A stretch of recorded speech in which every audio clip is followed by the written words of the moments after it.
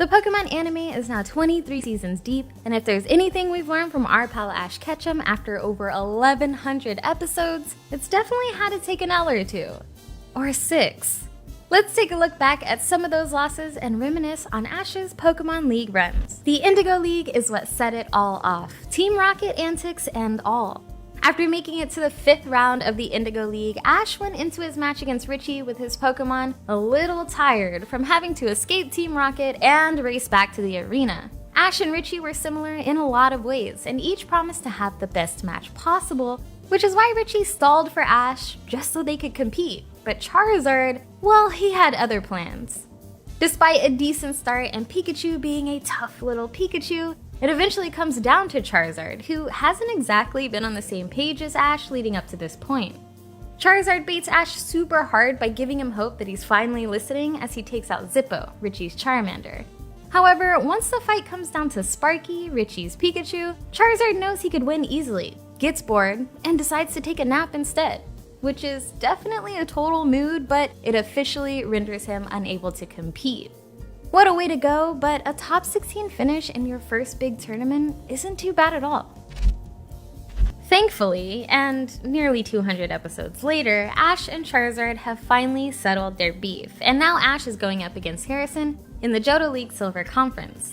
It once again comes down to the last Pokemon for both trainers, with Charizard going up against Blaziken. This was the first time Ash and his friends had come across Blaziken, and will eventually inspire Ash to check out the Hoenn region. We see an array of familiar attacks from Charizard, like Flamethrower and Seismic Toss, but Harrison's smooth thinking helped Blaziken avoid a lot of damage and come the last one barely standing. Blaziken's downward Flamethrower to soften the damage on Seismic Toss really turned the tables and gave Harrison a chance to close it out. Ash ended up walking away from Johto with a top 8 finish. Ash successfully makes it to Hoenn, and then eventually to the Hoenn League, where he finds himself in another heated top 8 battle, this time against Tyson. An explosive start takes Glalie and Sceptile out of the fight early, and after a bit of back and forth with Pikachu doing a lot of heavy lifting, it all comes down to Pikachu and Tyson's Meowth, who, by the way, is looking extra stylish with the hat and the boots. Meowth from Team Rocket cheering in the stands is still probably my favorite part. Tyson uses Meowth to counter Pikachu with the same moves, turning the fight into a stamina war. Down to the last Iron Tail, both fought hard, but Meowth was the last one standing. Ash is out of the conference, just shy of top 4, but Tyson did go on to win the Hoenn League, so Ash can't feel too bad about losing to the champ. Ash has made it all the way to top 4 in the Sinnoh League, which is his best performance yet, but he's going up against one of his toughest opponents to date. Tobias was on a rampage leading up to this point, defeating everyone with Darkrai alone. It started to look like Ash was going to have the same fate as he quickly loses his first 3 Pokemon to Darkrai until Sceptile comes out. Ash's connection to his Sceptile helps him snap out of a dream state that Darkrai put him in and sneak in a Leaf Blade to get Darkrai out of the fight once and for all. While that was definitely a step in the right direction, Tobias now has to reveal his next Pokemon since he hasn't even had to use anyone else yet.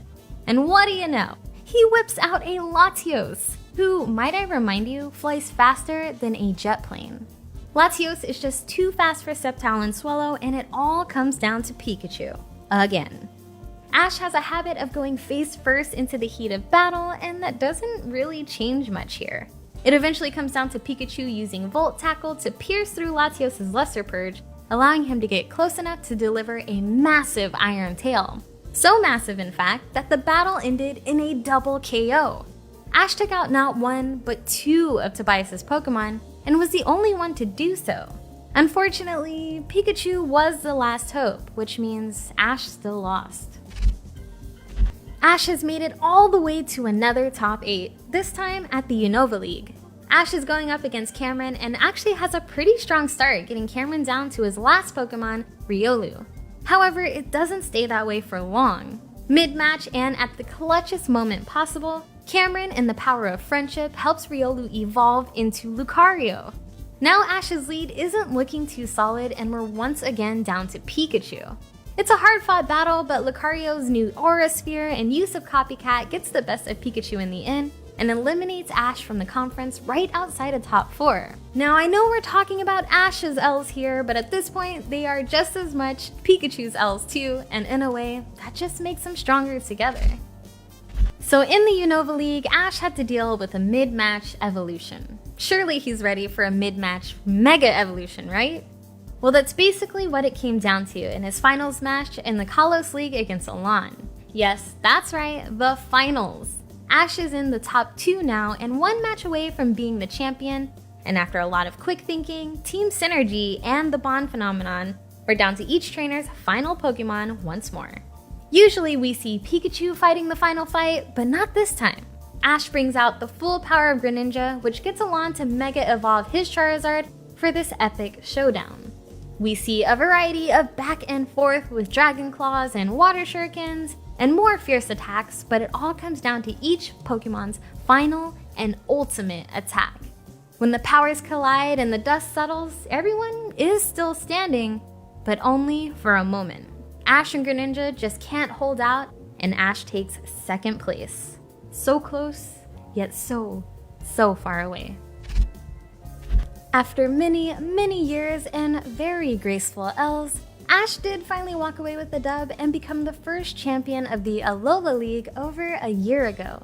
Sometimes it isn't about how much you lose as it is about what you learn along the way, and Ash definitely taught us a few things, like never giving up. Win or loss, what is your favorite match from the Pokemon anime? Let us know down below, and don't forget to subscribe for more Pokemon content and updates as we celebrate its 25th anniversary all year long.